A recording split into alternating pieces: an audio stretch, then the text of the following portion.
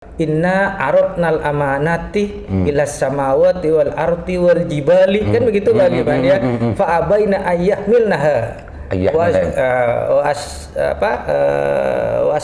wa asfaqna minha, kan begitu Pak Liman. Wa hamalahal insan innahu kana zaluman jahula, kan begitu Pak Liman ya. Jadi Tuhan pernah bercerita bahwa amanat itu pernah ditawarkan kepada langit, kepada bumi, kepada gunung, kan ya. Tapi semuanya itu menghindar, menolak, tidak mau menerima amanat itu. Tapi wahmal halinsan, dan manusia lah yang mengambil amanat itu. Makanya kata Tuhan, innahu kana zaluman jahula, begitu ya.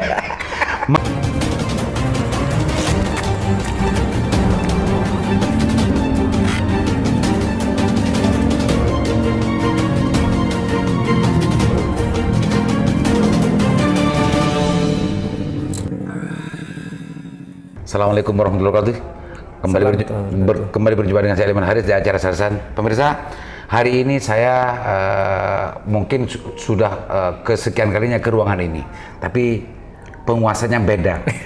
Penguasa hari ini baru pertama kali saya hadir di sini bersama Pak Rektor. Selamat dulu Pak Rektor atas. Terima kasih Pak Aliman, terima kasih. Secara definitif sudah dilantik beliau Pak Dr.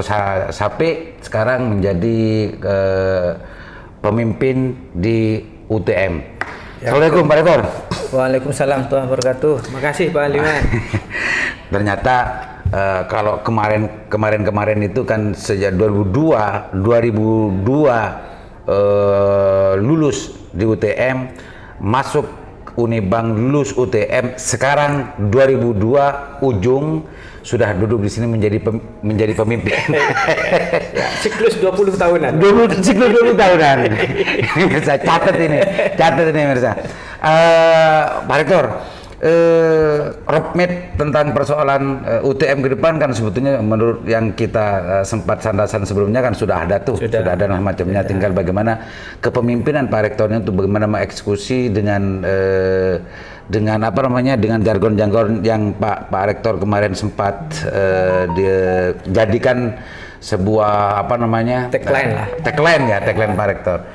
Fokus untuk tahun 2003-2004 ini dengan tagline-nya Pak Rektor untuk keluar hubungan eksternnya bagaimana Pak Rektor? Karena menurut kemarin itu kan luar biasa beban yang harus diemban oleh UTM untuk menuju ke kemandirian kampus itu. Ya. Gimana Pak Rektor? Ya, baik, terima kasih Pak Aliman ya. Ini kehormatan ini dikunjungi langsung oleh Pak Aliman dan tim Sanrasan Lingkar Jatim ya. Jadi saya apresiasi dan menyampaikan terima kasih tentang bagaimana ke depan apa yang akan dilakukan dalam rangka untuk mewujudkan UTM mandiri Pak Aliman ya. Pertama tentu yang jadi prinsip, jadi pegangan kami ya, sebagaimana yang mungkin orang pesantren tidak asing, orang Nahdien tidak asing ya, yaitu al-muhafadzah bil qudmi sholeh wal akhdu bil jadidil aslah Pak Aliman. Jadi saya tidak ingin memutus apa yang sudah dilaksanakan oleh pemimpin-pemimpin sebelumnya, khususnya yang sudah dilaksanakan oleh Abah Syarif ya selama 2 periode. Saya punya berkewajiban untuk terus melanjutkan dan mengembangkan sepanjang apa yang beliau tinggalkan, yang beliau laksanakan itu masih masuk dalam kategori soleh. Artinya dalam konteks aturan masih sesuai dengan perkembangan aturan saat ini. Masih dalam kategori soleh. Betul. Ya, dari sisi kebutuhan memang masih kita butuhkan. Maka saya berkewajiban untuk memelihara ya, menjaga. Nah, sambil lalu tentu saya juga berkewajiban untuk wal akhdu bil jadidil aslah ya, untuk melakukan sesuatu yang lebih baik ya dalam rangka untuk meningkatkan dan mengoptimalkan apa yang sudah dilakukan oleh pemimpin-pemimpin sebelumnya Pak Aliman. Kalau al-akhdhu bil jadidil aslah ini dalam pengertian tagline yang Pak Rektor paparkan dulu, jelaskan dulu, tidak hanya sekedar mengambil itu istilahnya Pak Rektor, tapi ada sebuah lompatan gitu ya, ada agregat, ada agresivitas ada energi itu yang saya tangkap kemarin. Iya, jadi kan begini. pemimpin sebelum saya ya, Abah Syarif itu kan punya komitmen, punya visi agar UTM itu tidak menjadi menara gading, tapi menjadi menara air. Artinya menjadi kampus yang mengalirkan kemanfaatan, kebaikan, kemaslahatan, keberkahan kepada masyarakat sekitar. Kan begitu Pak Liman ya, betul. Berbasis pada potensi lokal. Makanya Abah Syarif itu selama kurang lebih 2 periode, khususnya di periode kedua, itu kan fokus pada riset potensi lokal, dalam rangka bagaimana UTM ini menjadi menara air. Nah, di periode saya tetap fokus, tetap berlandas berangkat ya, dari situ ya. Iya, berangkat dari apa yang sudah dilakukan oleh Abah Syarif. Nah, tapi tagline yang kemarin atau guideline yang kita kemarin kedepankan itu adalah World Class University. Ya, artinya bagaimana UTM itu masuk dalam ranking kelas dunia. Ya. 500 setidaknya masuk di 500 ranking kampus kelas dunia. Nah, itu maksudnya bukan mau memutus ya, atau bukan mau melompat keluar dari apa yang sudah dilakukan oleh pemimpin sebelumnya, tapi justru ingin memaksimalkan ya. Jadi aliran kemanfaatan, aliran kebaikan, aliran kemaslahatan, aliran keberkahan itu tidak hanya mengalir di sekitar tapi mengalirnya lebih jauh begitu, dengan cara meningkatkan sumber mata airnya begitu ya. Jadi al-akhdu tadi itu menurut pengertian yang saya tangkap dari tagline-nya Pak Rektor kemarin itu, yang tadi kan kalau yang sudah dilalui ya Pak Abah Syarif ke research dan potensi lokal dan sebagainya kan sudah dilalui. Tapi lompat bukan lepas Pak Rektor, tapi ada sebuah percepatan ya. Ada percepatan gerak gitu ya, untuk bagaimana menuju terhadap apa yang ingin dituju oleh UTM sebelumnya untuk menjadi kampus mandiri. Maka yang saya tanyakan tadi untuk ke masalah itu, al-akhdunya itu kalau sebelumnya yang hari ini, tahun kemarin itu Pak Syarif mengepus terhadap masalah garam, masalah halal center, masalah sapi, masalah jagung dan lain sebagainya. Ini menara airnya kan masih terbatas tuh. Nah, sekarang untuk ke depan, bahkan kemarin sempat ada rencana gitu ya, ada kerjasama dengan pihak swasta dan khususnya masyarakat Madura. Saya melihat sampai detik ini masih belum realisasi itu, tinggal lah hal-hal semacam ini yang saya tanyakan kepada Pak Rektor untuk bagaimana ini untuk segera minimal 1 tahun 2 tahun untuk betul-betul terwujud gitu, Pak Rektor. Ya, al-akhdunya inilah. Ya, pertama sambung doanya ya. Semoga apa yang sudah kita tuangkan dalam visi misi, nah nanti kita implementasikan dalam bentuk kebijakan universitas dan selanjutnya kita laksanakan. Jadi semoga sesuai dengan roadmap yang sudah kita susun, Pak Liman. Sehingga dalam 1-2 tahun, setidaknya dalam 1 periode, apa yang sudah menjadi komitmen ya, menjadi visi misi, menjadi rencana program itu dapat kita laksanakan dengan baik. Tapi yang jelas begini Pak Liman, karena dinamika kebijakan di kementerian itu kan juga terus berkembang, terus berubah Pak Liman, termasuk juga tuntutan kebutuhan ya. Ini kan istilahnya dinamika perkembangan tantangan perguruan tinggi itu kan sangat dinamis. Ya, sangat dinamis. Jadi kita dan bukan tantangan yang kaleng-kaleng. Jadi kita itu saat ini tidak hanya dituntut untuk bisa survive dan bersaing dengan kampus di tingkat nasional saja, tapi kita juga dituntut untuk bisa survive dan ya bisa sejajar dengan kampus-kampus kelas dunia kan begitu Pak. Betul. Nah, lebih-lebih sekarang di Kementerian Pendidikan dan Kebudayaan ya, ada rencana kebijakan seluruh perguruan tinggi negeri itu nanti harus merubah diri ya menjadi PTNBH. PTNBH. Ya, jadi menjadi perguruan tinggi badan hukum atau bahasa sederhananya menjadi kampus yang mandiri. Kampus mandiri. Ya, kampus yang mandiri. Nah, saat ini UTM mulai dari Abah Syarif kemarin itu kan sudah memproses pengajuan perubahan dari kita yang awalnya Satker, kita proses untuk ubah ke BLU, Pak Liman. BLU, Badan Layanan Umum. Nah, sampai saat ini masih proses, jadi kita masih nunggu kebijakan dari pihak kementerian. Di Kementerian Pendidikan dan Kebudayaan kita sudah selesai kemarin revisinya ya, review dan revisinya. Nah, kita tinggal nunggu tanda tangan dari Pak Menteri. Nah, selanjutnya kalau udah ditandai Pak Menteri, maksudnya dokumen-dokumen kita itu sudah oke begitu. Nah, selanjutnya kita akan presentasi di hadapan Kementerian Keuangan terkait dengan pengelolaan keuangannya, Pak Liman. Nah, semoga ini prosesnya untuk berubah ke status BLU ini ya. BLU, ya. Masih belum kayak tadi. Masih belum. Masalah satu langkah lagi ke sana. Iya, jadi kalau udah tanda tangan Pak Menteri Pendidikan ya, Mas Menteri, Pak Nadiem misalnya udah tanda tangan, semoga segera tanda tangan. Nah, nanti tahap berikutnya kita presentasi di Kementerian Keuangan. Pak Rektor, terkait dengan pengelolaan keuangan. Oke, Pak Rektor, itu kan sebetulnya salah satu tantangan dan yang harus dihadapi dan juga harus dihadapi oleh Pak Rektor hari ini untuk bagaimana menuju UTM ini ke BLU dan ke Mandiri gitu kan. Lah, untuk ke BLU dan ke Mandiri ini, kalau sebelumnya yang sempat saya ingat gitu ya, baik Pak Syarif dan Pak Rektor, potensi-potensi lokal, namanya perguruan tinggi, maka di sini ada riset dan semacamnya. Ini yang dijadikan sebuah potensi untuk bagaimana menunjang kemandirian gitu ya. Lah, sampai detik ini itu hanya masih dimulai oleh Pak Syarif untuk bagaimana riset dilakukan dan macamnya. Tapi ini masih belum banyak yang feedback ke sini gitu ya. Karena belum ada MOU dan kerjasama secara pasti dengan pihak swasta atau dengan pihak yang lain.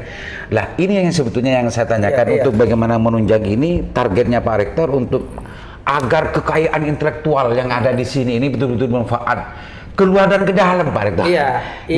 Jadi ada dua kendala, Pak Liman ya. Kenapa apa yang sudah dilakukan oleh Abah Syarif selama 2 periode khususnya terkait dengan riset potensi lokal untuk dapat dihilirisasi. Nah, betul ya, itu istilah menjadi produk yang bisa dikomersilkan sehingga bisa juga mendongkrak pendapatan masyarakat, ya termasuk juga berkontribusi di dalam peningkatan pendapatan UTM begitu. Ada dua kendala kenapa belum sampai ke sana, Pak Liman. Sebenarnya sudah ada sebagian ya. Sebagian itu sudah ada yang berkontribusi, tapi memang masih belum maksimal, Pak Liman. Nah, kendala yang pertama itu kendala regulasi. Ya. Oh, regulasi. Karena kita masih bentuknya satker, Pak Liman. Jadi kalau satker itu belum bisa menghasilkan kan? Ada keterbatasan kewenangan. Betul, gitu ya? Iya. Jadi kalau satker itu kan kita masih menjadi instansi penghabis. Gitu ya. Masih menjadi instansi penghabis, Pak Liman. Bukan instansi penghasil. Nah, makanya dengan modal hasil inovasi riset yang berbasis potensi lokal itu, kita berani untuk naik status ke BLU. Salah satu faktornya itu, Pak Liman. Harapannya hasil inovasi yang sudah kita miliki itu nanti tidak hanya berhenti di dokumen hasil riset, tapi juga bisa dihilirisasi. Ya, kita akan mendorong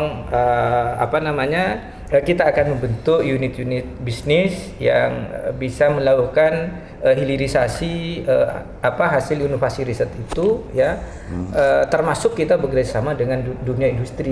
Karena ini menjadi keharusan yang harus dilakukan oleh semua perguruan tinggi, Pak Liman. Dengan program MBKM itu.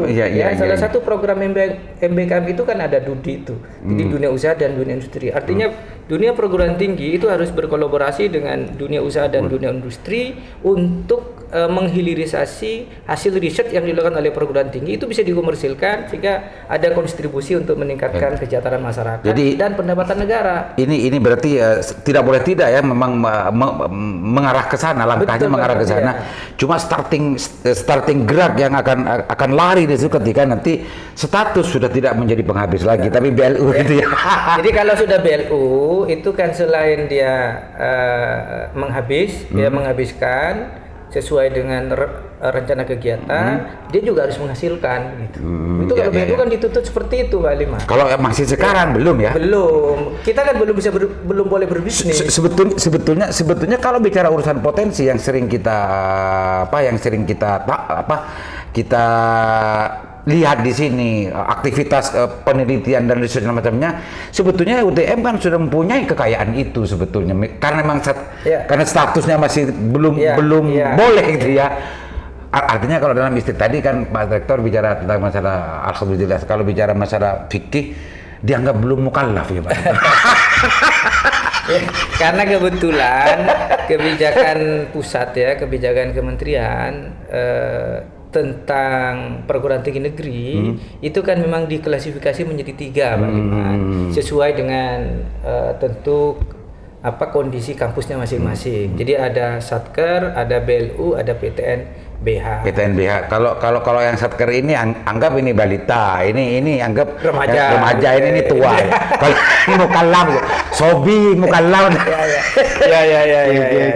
Pak Rektor, barangkali ada hal yang ingin disampaikan ke publik, juga minta doakan Pak Rektor ini kan belum sampai 1 minggu kan duduk di sini dan memimpin, mengkoordinasikan semua kekuatan yang ada di UTM, dan bagaimana sebetulnya nanti bermanfaat yang lebih besar lagi, seperti mengakselerasi gitu ya, mengakselerasi manfaat terhadap ke sivitas akademik atau kepada yang lain. Silakan Pak Rektor sampaikan sebagai penegasan dari Pak Rektor, atau mau janji ke publik dan minta doa, silahkan Pak Rektor untuk yang tadi jual mukallafnya sampai kapan gitu. Ya, yang jelas begini Pak Aliman ya, sesungguhnya menjadi pemimpin atau memegang kekuasaan itu bagi saya sangat berat Pak Aliman ya, dan itu memang sudah Tuhan ceritakan dalam Al-Quran itu Pak Aliman, ya, surat Al-Ahzab itu ya, kalau nggak salah ayat 72 atau ayat 73 itu Tuhan pernah menceritakan bahwa Tuhan itu pernah menawarkan inna aradnal amanati ilas samawati wal ardi wal jibali, kan begitu Pak Aliman ya, fa abaina ayyahmilnaha wa asfaqna minha, kan begitu Pak Liman. Wa hamalahal insan innahu kana zaluman jahula, kan begitu Pak Liman ya. Jadi Tuhan pernah bercerita bahwa amanat itu pernah ditawarkan kepada langit, kepada bumi, kepada gunung, kan ya. Tapi semuanya itu menghindar, menolak, tidak mau menerima amanat itu. Tapi wa hamalahal insan, dan manusia lah yang mengambil amanat itu. Makanya kata Tuhan, innahu kana zaluman jahula, begitu ya. Mengambil amanah itu meskipun posisi dan status manusia itu zaluman jahula. Amanat itu banyak ahli tafsir apa amanat itu. Ada yang menafsirkan amanah itu syariat. Ada pemimpin. Jadi ada yang menafsirkan bahwa ya amanat itu adalah kekuasaan. Macam-macam lah ya. Yang jelas amanat itu sesuatu yang harus dilaksanakan, kan begitu Pak Liman. Makanya kemudian oleh Tuhan disebutkan manusia itu karena mau menerima amanat itu gitu ya, innahu kana zaluman jahula. Jadi udah dolim, bodoh lagi, kan begitu. Dan itu sigot tasbir. Kok sigot tasbir apa? Muntahal jumo. Sigot muntahal jumo itu. Jahula itu sangat dolim, sangat bodoh. Bujung reng bujung. Kalau bahasa saya goblok lah. Ya. Jadi sebenarnya yang mau menerima jabatan itu goblok. Kecuali kalau tidak ingin, jadi doluman itu maksudnya dia udah tahu bahwa amanah itu wajib dilaksanakan dan dia tahu cara melaksanakannya, tapi dia nggak melaksanakan. Nah itu doluman berarti dia dolim sama dirinya. Nah sedangkan jahula itu dia punya amanah yang harus disampaikan, tapi dia tidak tahu cara melaksanakannya dan dia tidak mau belajar untuk tahu bagaimana cara melaksanakan amanat itu dengan baik. Makanya nah, jahula itu tidak hanya jahil ya. Iya, dia jahula. Rektornya bro. Ini rektor UTM Buni YIN ya. Ini rektor UTM. Nah untuk itu Pak Aliman ya sambung doa dan kerjasamanya kepada semua. Semoga saya tidak masuk dalam kategori duluman jahula begitu. Ya maka ya tolong dibantu, didoakan, termasuk dikritik jika memang mau menyimpang dari amanah yang seharusnya saya laksanakan, tapi kemudian malah menyimpangi amanah itu begitu. Karena memang berat sekali Pak Liman. Apalagi kita berpikir misalnya hisab di akhirat. Itu kan sebenarnya memberatkan hisab saja sebenarnya. Ya. Memperpanjang hitungannya. Jangankan di akhirat Pak Liman, di dunia saja ya. Saya kurang lebih 5 hari menjalankan tugas ini. Itu sudah banyak hal yang bersifat kebutuhan pribadi, kegiatan pribadi harus ditinggalkan begitu. Ya, jadi dunia saja sudah berat, apalagi nanti hisab di akhirat. Ya, biasanya kalau nggak pegang jabatan, nggak pegang kekuasaan, paling ditanya hanya tentang dirinya. Tapi kalau pegang jabatan yang ditanyakan tidak hanya tentang dirinya, Pak Liman, tapi juga tentang orang-orang yang berada di bawah kepemimpinannya. Kan begitu, tentang kepemimpinannya. Makanya Al-Quran menyebutnya duluman jahula itu. Jadi kok mau itu loh, kok mau. Mas'ulun an ra'iyatihi. Ya, nah cuma saya berpikir kan begini Pak Liman ya. Karena memang Tuhan menciptakan manusia di muka bumi itu kan sebagai ja'ilun fil ardi Pak Liman. Kan ya. Ya. Walaupun ja'ilun fil ardi khalifah. Iya, ya artinya memang Tuhan itu menciptakan kita sebagai pemimpin di muka bumi kan begitu. Sehingga kita tidak bisa menghindar dari kepemimpinan itu sesuai dengan skala kita masing-masing kan begitu Pak Liman ya. Oleh karena itu ya memang harus berani kita kalau ada ruang dan kesempatan dan kita punya kapasitas, punya kemampuan untuk mengambil resiko itu, walaupun resikonya kita bisa doluman jahula, kan begitu. Nah biar tidak doluman jahula, yaitu tadi kita harus menjalankan amanah itu dengan baik dan kita harus belajar cara yang efektif dan efisien untuk menjalankan amanah itu sehingga kita terhindar dari jahula. Jadi gitu. Makanya sambung doa Pak Liman. Siap. Semoga dan kepada semua pemirsa ya, sambung doa dan kerjasamanya. Semoga roadmap, visi misi dan program yang sudah kami rencanakan bisa terlaksana dengan baik. Syukur-syukur bisa melebihi. Amin. Di dalam satu periode ini. Amin. Untuk menuju UTM yang mandiri, unggul, tangguh dan mandiri, membawa keberkahan, kebaikan, kemanfaatan dan kemaslahatan kepada seluruh anak bangsa ya, bangsa dan negara. Syukur-syukur juga bisa berkontribusi kepada dunia. Oke, Pak Rektor, doluman jahula, amanat. Tapi sebetulnya kalau bicara pemimpin itu kulillahumma malikal mulki tu'til mulka man tasya' wa ta'izzu. Sebetulnya Pak Sapi ini hanya ditunjuk saja sebetulnya. Meskipun cuma mudah-mudahan tidak masuk doluman jahila tapi menjadi aliman hakimah atau hakiman alima. Bukan aliman haris ya. Bukan doluman jahula, jadi mudah-mudahan hakiman alima yang bijaksana dan juga mengerti, bukan doluman, bukan jahula, tapi hakiman alima. Mudah-mudahan demikian. Dan UTM ini betul-betul menuju kepada keberkahan yang lebih luas. Dan Pak Dr. Sapi meskipun ini rektor UTM tapi mirip rektor UIN. Assalamualaikum warahmatullahi wabarakatuh. Assalamualaikum warahmatullahi wabarakatuh.